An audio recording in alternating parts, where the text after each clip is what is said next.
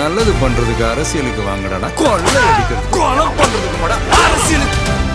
கரூர் தொகுதியில் செந்தில் பாலாஜி அவர்கள் வந்து போட்டியிடுவாங்கன்னு எதிர்பார்த்தோம். ஆனால் வந்து அவர் வந்து தொகுதி மாறி கோவை தெற்கு அப்படின்னு அறிவிச்சிருக்கிறாங்க. கரூர் மக்களுக்கு தெரியும், பாலாஜி ரொம்ப தூய யோவானா.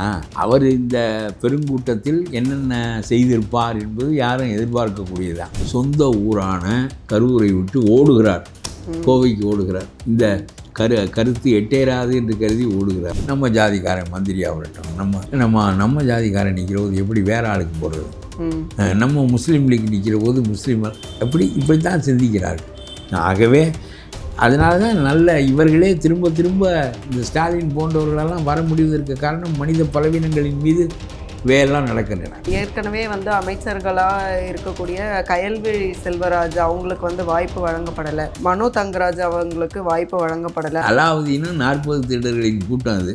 அதில் 2 பேர் விடுபட்டாலுன்னா 2 பேர் விடுபடாவிட்டாலுன்னா இந்த பேருந்தையும் ஓட்ட வேண்டாம், கண்டக்டர் தேவையில்லை. ஏனென்றால் டிக்கெட் கிடையாது. கன்னியாகுமரிக்கு போவான், கோயம்புத்தூருக்கு போவான், கும்பகோணத்துக்கு போவான். எல்லாரும் ஒரு 15 நாளைக்கு ஏறி போவார்கள். தனியார்களெல்லாம் பஸ்ஸை விட்டு வீட்டுக்கு போய்விடுவார்கள். ஏனென்றால் காசு கொடுத்து அவனிட ஏற மாட்டான். இங்கேயா காசு இல்லாமல் இருக்கிறது. ஒரு 15 நாள் கழித்து பிறகு வண்டிகளெல்லாம் வராது.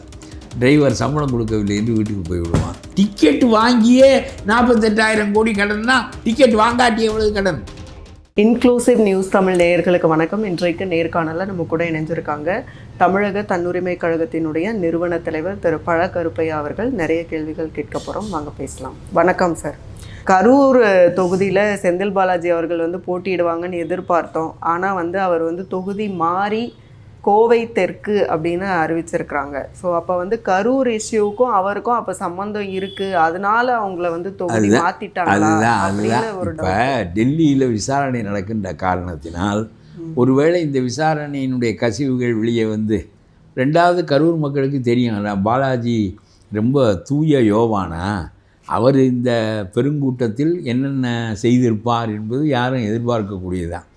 விஜய் ஒரு பக்கம் பொறுப்பாளியாக இருந்தாலும் ஒரு பெருங்கூட்டம் திரளுகின்ற போது எவ்வளவு பொறுப்புடையவராக நடந்து கொள்ள வேண்டும் என்கின்ற தன்மை அவருக்கு இருக்க வேண்டும் என்றாலும் செந்தில் பாலாஜி ஒரு நல்ல எலிமெண்ட் இல்லை. ஆகவே அவர் என்னென்ன அந்த கூட்டத்தில் செய்திருக்கக்கூடும், இவர்களில் எத்தனை பேர் செத்ததுக்கு அவரும் பொறுப்பாக வேண்டும் என்கின்ற நிலையெல்லாம் தேர்தலில் வந்தால் பிறகு நாம் இல்லாமல் போய்விடுவோம் என்று சொல்லி சொந்த ஊரான கரூரை விட்டு ஓடுகிறார், கோவைக்கு ஓடுகிறார். இந்த கருத்து எட்டேராது என்று கருதி ஓடுகிறார். அவ்வளோதானே தவிர எல்லா இடங்களிலும் பணம் வேலை செய்யும் என்று நினைக்கிறார்கள். அதனால் எங்கே வேண்டுமானாலும் தன்னுடைய ஜாதி இருக்கிறதா என்று மட்டும் பார்த்து விட்டு எந்த இடத்தில் வேண்டுமானாலும் ஜாதியை தாண்டி இருக்கக்கூடிய ஆற்றல் யாருக்கும் இருப்பதாக எனக்கு தெரியவில்லை. அவ்வளோதான். ஜாதி மதம் 2ம் பெரிய நிலைப்பாடு வகிக்கிறது. அதனால் மதத்தில் ஒரு பான்மையினர் அந்த பக்கமும் ஒரு இந்த பக்கமும் இப்படி நிலைகளெல்லாம் தமிழ்நாட்டில் தொடர்ந்து ஏற்படுவதற்கான ஒரு நல்ல ஆட்சி தர வேண்டும், நேரிய ஆட்சி தர வேண்டும், மக்களின் வளர்ச்சிக்கான ஆட்சி தர வேண்டும் என்ற நிலைகளெல்லாம் போய் நல்ல ஆட்சி, நேரிய ஆட்சி, மக்களின் வளர்ச்சிக்கான ஆட்சி என்ற நிலையெல்லாம் போய் நம்ம ஜாதிக்காரன் மந்திரி ஆகட்டும், நம்ம ஜாதிக்காரன் நிற்கிற போது எப்படி வேற ஆளுக்கு போடுறது, நம்ம முஸ்லீம் லீக் நிற்கிற போது முஸ்லீம் இப்படித்தான் சிந்திக்கிறார்கள். ஆகவே அதனால தான் இவர்களே திரும்ப இந்த ஸ்டாலின் போன்றவர்களெல்லாம் வர முடிவதற்கு காரணம் மனித பலவீனங்களின் மீது வேலைலாம் நடக்கின்றன. பிறகு பணம், பிறகு அண்டா. கோயம்புத்தூரில் திமுககாரன் ஒரு பகுதிக்கு 400 வாக்காளர்கள் இருக்கின்ற பகுதியில் 210 அண்டா கொடுத்தானாம். 210 அண்டாவும் வாங்கி கொண்ட பிறகு 190 பேர் நமக்கு இங்கே தருவான் என்று காத்திருந்தார்களாம். அவன் தரவில்லையாம். உடனே போய் இவன் எந்த அடிப்படையில் கொடுத்துருக்கிறான் என்றால் அவர்களே ஒரு தோராயமாக ஒரு சோதனை செய்திருக்கிறார்கள். யார் நமக்கு வாக்களிப்பார்கள், பக்கத்தில் இருப்போன்னு சொல்லுவான். இவங்க நம்ம திமுக வாக்கு எப்படியும் பக்கத்தில் இருப்போன்னு தெரியுமல்ல. அதை வைத்து யாரெல்லாம் என்று ஒரு கணக்கெடுத்து 210 வாக்கு தான் நமக்கு திமுக வாக்கு, மற்றவர்களுக்கு கொடுப்பதெல்லாம் வீண். ரெட்டை இலைக்கு போடுவதற்கு நம்ம எதற்கு அண்டா கொடுக்க வேண்டும் என்று கருதி அவன் கொடுக்கவில்லை. இவர்களெல்லாம் நாங்கள் யாருக்கு போடுவோம் என்று உனக்கு தெரியுமா, அவனுக்கு அண்டா கொடுத்தாயே எனக்கு ஏன் கொடுக்கவில்லை, அப்படியானால் கண்டிப்பாக உனக்கு போட மாட்டேன் என்று சொல்லி பெருங்கலகம் இதை செய்தித்தாள்கள் வெளியிடுகின்றன. ஆகவே மக்களுடைய மனப்பான்மையவே கெடுத்து விட்டார்கள். எல்லாரும் கொடுப்பதென்றால் எல்லாருக்கும் கொடு, நான் போடுவது எப்படியும் போட்டுக்கொள்ளும், அவன் நான் போடுகின்றவனுக்கு தான் கொடுப்பேன். இத்தகைய போராட்டங்கள் நடக்கின்றன. கேவலமாக அரசியல் நடக்கிறது. இதில் செந்தில் பாலாஜி சொந்த ஊரை விட்டு ஓடுகிறார். ஆகவே மற்றவர்களெல்லாம் பழைய ஆட்கள் தான் அப்படியே நிற்கிறாங்க. இப்போ கொளத்தூரில் ஸ்டாலின் அவர்களே போட்டிடுறாங்க, உதயநிதி அவர்கள் சேப்பாக்கம்லே போட்டிடுறாங்க. அது எப்படி இருக்கும்? அது போக 2 பேருக்கு வந்து ஏற்கனவே வந்து அமைச்சர்களாக இருக்கக்கூடிய கயல்விழி செல்வராஜ் அவங்களுக்கு வந்து வாய்ப்பு வழங்கப்படலை, மனோ தங்கராஜ் அவங்களுக்கு வாய்ப்பு வழங்கப்படலை அப்படிங்கிற செய்தி வருது. அப்போ வந்து எதுக்காக அவங்களுக்கு வாய்ப்பு மறுக்கப்படும்? அதாவது ஆகா, இவர்களுக்கு வாய்ப்பு வழங்காததினால் பொது வாழ்க்கையில் நேர்மை நிலை பெறாமல் போய்விட்டதே என்று சொல்லத்தக்கவர்களாக அந்த 2 பேரும் இல்லை. ஆகவே 198 பேர் அயோக்கியனுக்கு கொடுக்க முடிந்ததற்கு இந்த 2 பேருக்கும் கொடுத்துருக்கலாமே என்பது வேண்டுமானால் அதுக்குரிய கேள்வியாக இருக்கலாமே தவிர, உனக்கு ஒரு தகுதியும் இல்லாதவனைத்தானே தேர்வு செய்கிறாய், அப்புறம் இவர்களை மட்டும் எந்த அடிப்படையில் நீக்கினாய் என்பது கேள்வியாக இருக்க முடியுமே தவிர, அதை தவிர இவர்கள் ஆகா இவ்வளவு சிறந்த அறிஞர்கள், இவ்வளவு சிறந்த யோக்கியர்கள் இந்த பட்டியலில் விடுபட்டு விட்டார்களே என்று நாம் வருந்துவதற்கு என்ன இருக்கிறது இந்த விடுபாடுகளில்? அது அலாவுதீனும் 40 திருடர்களின் கூட்டம். அதில் 2 பேர் விடுபட்டால் என்ன, 2 பேர் விடுபடாவிட்டால் என்ன? இப்போ கொளத்தூரில் வந்து ஸ்டாலின் அவர்கள் நிற்கிறாங்கன்னா அவங்களுக்கு எதிராக வந்து ஒரு கேண்டிடேட் வந்து அதிமுக கூட்டணி சார்பிலையோ இல்லை வந்து தாவேக்காவோ போடும்போது அவங்க வந்து ரொம்ப ஸ்ட்ராங்கான ஆட்கள் போட்டால் தானே இப்போ முதலமைச்சர் போடுவார்கள். எனக்கு தெரியவில்லை. அதே பெரிய கட்சி வைத்திருக்கிறவர்களுக்கு, தமிழ்நாடு முழுவதும் கட்சி வைத்திருக்கிறவர்களுக்கு தெரியாத யாரை போட வேண்டும் என்று அதை நாம் முடிவு செய்ய முடியாது. அடுத்து இப்போ விஜய் அவர்களுக்கு வந்து பெரம்பூரில் அவர் வந்து அந்த தொகுதிக்கு தான் வேட்புமனுவை தாக்கல் பண்ண போகிறாரு. அந்த தொகுதியில் இன்னைக்கு பிரச்சாரம் பண்ணுறதுக்கு வந்து அதாவது இவருக்கு ஒரு நோய் உண்டு, அரசியல் நோய். அதாவது நான் தான் தமிழ்நாடு தான் நான் அப்படி பேசுவது. ஒவ்வொரு முறையும் டெல்லி இவர் போகின்ற போதெல்லாம் பாஜக இவரை கூட்டணிக்கு அழைத்து பேசப் போகிறது. அமித்ஷா கூப்பிட்டு விட்டிருக்கிறார். இவர் மாட்டேன் என்கிறார் என்ற கருத்தை உண்டாக்கி கொண்டே இருப்பது. அதாவது நான் இல்லாமல் அதிமுக அணி பாஜக அணி நிலை பெற முடியாது. ஒவ்வொரு முறையும் என்னை அமித்ஷா இன்றைக்கு பதில் சொல்லியிருக்கிறார்.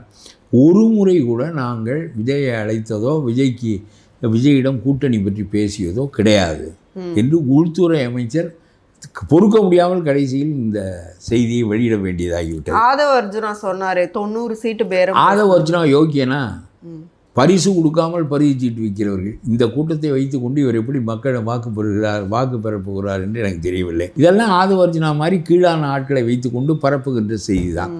அமித்ஷா என்ன நினைக்கிறார்கள் என்றால், எடப்பாடி வரையிலும் இந்த ஆள் வெளியே நிற்பது தான் நல்லது, நம்மிடம் உள்ள வந்து குழப்ப வேண்டாம் என்பதுதான் இவர்களுடைய கருத்து. கூட்டணியை விரும்புகிறதே எடப்பாடி தான். எடப்பாடி இல்லை, எடப்பாடி தான் 4-5 நாட்களுக்கு முன்னாலேயே சொல்லுகிறார்.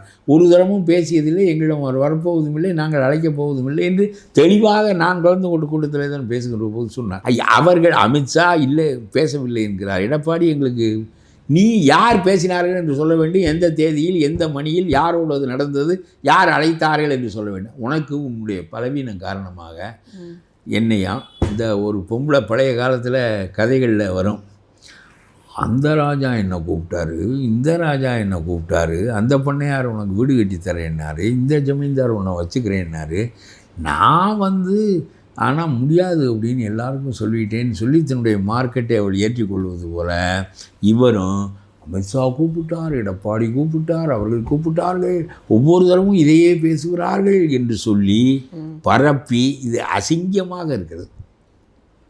அது ஒரு பக்கம் இருக்கட்டும். உன்னை யாரும் அவர்கள் என்ன நினைக்கிறார்கள் என்றால், நீ தனியாக இருப்பது தான் நல்லது என்று நினைக்கிறார்கள். உன்னுடைய அரசியலுக்கு நீ யார் வாக்கை பிரிப்பா என்பதெல்லாம் அடிப்படையில் கொண்டு தனியாக நெல் என்று தான் விரும்புகிறார்கள். அப்புறம் ஏன் தமிழிசை அவர்கள்லாம் வந்து விஜய் வந்து திமுகவை எதிர்ப்பதற்கு எல்லாரும் ஒன்னா நிற்கணும், தமிழிசை ஒரு கருத்து, அவர் முடிவு செய்கின்ற இடத்தில் இல்லையே. எல்லாரும் தான் சொன்னார்கள். எடப்பாடி கூட முதலில் வந்தால் நல்லது என்று தான் சொன்னார். நீ வரவில்லை என்று சொன்ன பிறகு அதுவும் நல்லது தான் என்று விட்டு விட்டார்கள். நான் சொல்லுகிறேன், நான் கூட நீ வாக்குகளை பிரிக்காதே, பிடிமாக ஆகிவிடாதே, நீ அதிமுக கூட்டணியிலே ஒரு 30-40 இடங்களை இப்பொழுது வாங்கிக்கொள், பிறகு நீ ஒரு கட்சியாக வளர்ச்சி அடையலாம் என்று நான் கூட எத்தனையோ தடவை பேசியிருக்கிறேன். இது என்னுடைய கருத்து தான். அதாவது அண்ணாமலை சென்ற பாராளுமன்ற தேர்தலில் பிஜேபியை தனித்து பிரித்து வேண்டிய ஆட்களை எல்லாம் இழுத்து கொண்டு போய் நாங்கள் செலவுக்கு பணம் தருகிறோம் என்று சொல்லி எல்லாம் செய்து திமுகவை 40க்கு 40 வெற்றி பெற வைத்தார் பாராளுமன்ற தேர்தலில். அந்த தப்பை இவர் செய்யக்கூடாது என்பதுதான் என்னுடைய கருத்து கூட. என்னை போன்றவர்கள் தெரிவிக்கின்ற கருத்து தானே தவிர, அவர் வரமாட்டார் என்று சொன்னால் அமித்ஷா அளவுக்கு எடப்பாடி அளவுக்கு அவரிடம் போய் தூங்க வேண்டிய கட்டத்தில் அவர்கள் இல்லை.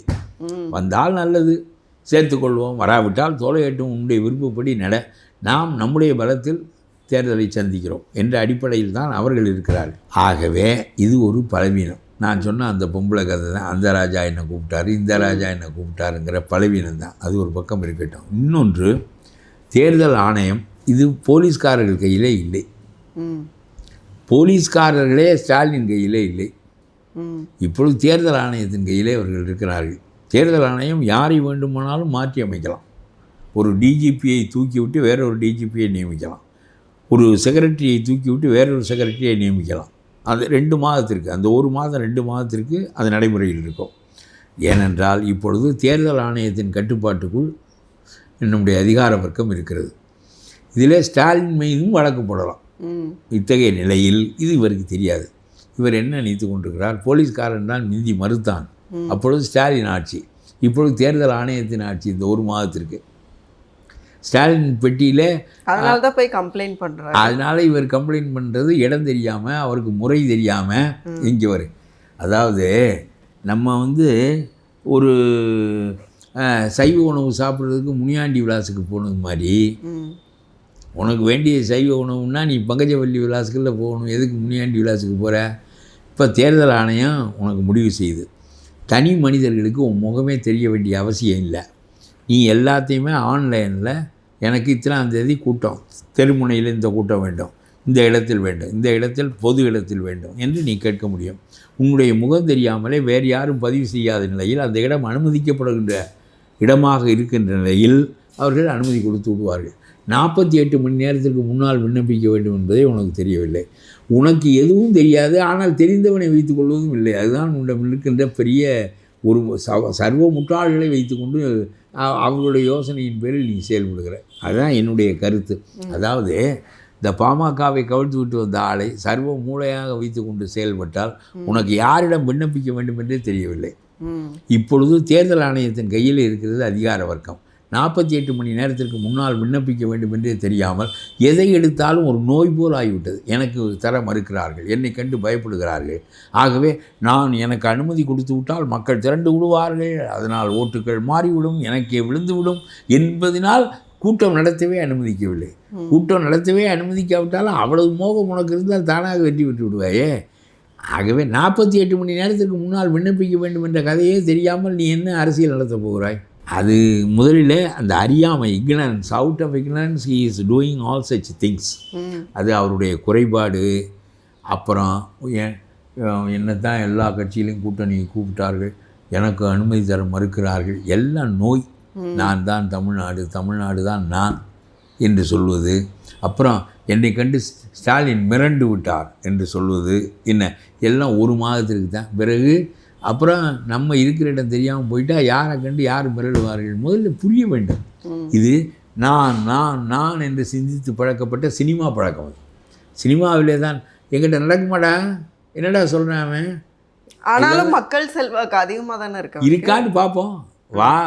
எதுக்கு பயப்படுறாரு இவர் எதற்கு இவர் பெரிய நடைபாவாடை விரித்து பிரச்சாரம் பண்ண கூட அனுமதி கொடுக்கலன்னா அப்புறம் மறுபடியும் நான் இவ்வளவு விளக்கம் சொன்னதுக்கு அப்புறம் நீ இப்படி கேட்டீங்கன்னா அப்புறம் நான் என்ன பண்றது? அவர் ஆன்லைன்ல பதிவு பண்ணுங்கிறதே அவருக்கு தெரியலையே. 48 மணி நேரத்திற்கு முன்னால் பதிவு செய்ய வேண்டும் என்பதே அவருக்கு தெரியவில்லையே. இப்படி நீங்கள்லாம் ஒரு கருத்துல செம்மி போயிடுறீங்க. அந்த கருத்தை மறுபடியும் நான் இவ்வளவு விளக்கம் சொன்னதுக்கு அப்புறம் திரும்ப நீ அதை கேட்குறாயின்னா அப்போ நீங்கள் எல்லாரும் ஊறிடுறீங்க ஒரு கருத்தில். இது மாதிரி தான் நம்முடைய மக்களையும் ஊற வைத்திருக்கிறார்கள். ஆகவே நான் சொல்லுகிறேன், சட்டம் உனக்குன்று தனியாக இல்லை, எல்லாம் ஆன்லைனில் நடக்கின்ற காலத்தில் நீ எதுக்கும் கவலைப்பட வேண்டாம், போய் மக்களிடங்கள். ஆனால் பேருந்தை நீ எல்லாருக்கும் இலவசமாக கொடுக்குறேங்கிறதுல தான் இப்போ எனக்கெல்லாம் மகிழ்ச்சி. ஏன்னா 1 மாதம் தான் பேருந்து ஊற ஓடும், 48,000 கோடி கடன் இருக்கிறது பேருந்துக்கு. சரியா? 1 இப்பொழுதே டிரைவர் சம்பளம் கண்டக்டர் சம்பளம் கொடுக்க முடியாமல் டெம்பரரியாக ஆள் வைத்திருக்கிறார்கள். இப்பொழுது டிக்கெட் வாங்கி கொண்டு தான் பேருந்தில் ஏற்றுகிறார்கள் சென்னையை தவிர. அதனால் சென்னையில் ஆணுக்கும் பெண்ணுக்கும் என்று ஒரு 2 கட்சியும் சொன்னது ஒரு பக்கம் விட்டுவிடு. நீ தமிழ்நாடு முழுவதுக்கும் அடுத்தாமல் போய்விட்டாய். இவர்கள் தமிழ்நாடு முழுவதுக்கும் என்று சொல்லியிருந்தால் நீ இந்தியா முழுவதுக்கும் என்று சொல்லியிருப்பாய். அது ஒரு பக்கம் இருக்கட்டும். இப்பொழுது இந்த பேருந்தை நீ ஓட்ட வேண்டும். கண்டக்டர் தேவையில்லை, ஏனென்றால் டிக்கெட் கிடையாது. நீ கன்னியாகுமரிக்கு போகிறோம், கன்னியாகுமரிக்கு போவான், கோயம்புத்தூருக்கு போகிறோம், கோயம்புத்தூருக்கு போவான், கும்பகோணத்துக்கு போகிறோம், கும்பகோணத்துக்கு போவான். எல்லாரும் ஒரு 15 நாளைக்கு ஏறி போவார்கள். தனியார்களெல்லாம் பஸ்ஸை விட்டு வீட்டுக்கு போய்விடுவார்கள். ஏனென்றால் காசு கொடுத்து அவனிடம் ஏற மாட்டான். இங்கேயா காசு இல்லாமல் இருக்கிறதே. ஒரு 15 நாள் கழித்து பிறகு வண்டிகளெல்லாம் வராது. டிரைவர் சம்பளம் கொடுக்கவில்லை என்று வீட்டுக்கு போய்விடுவான்.